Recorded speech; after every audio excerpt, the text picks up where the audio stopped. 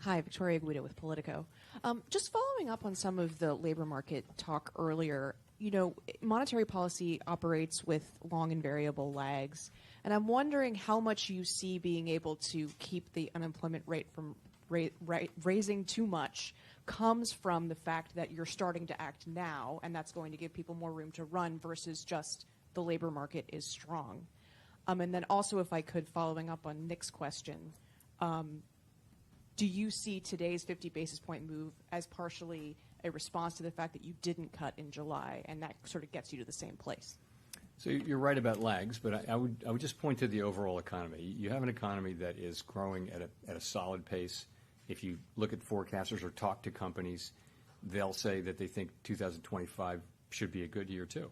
So there's no sense that the U.S. economy is basically fine. If you talk to market participants, business people who are actually out there doing business.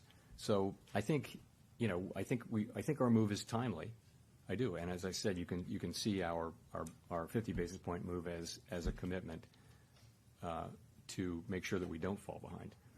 So you're really asking about your second question. You're asking about July, and I guess if you ask, if we'd gotten the July report before the meeting, would we have cut?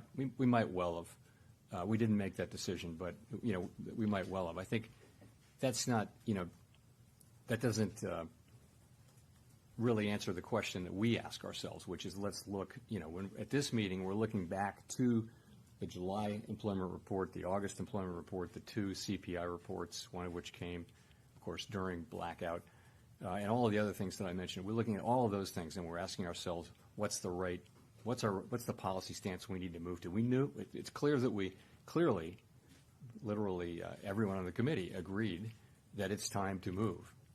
It's just how fast do you go, and what do you think about the path forward? So this decision we made today had broad support on the committee, and I've discussed the path ahead.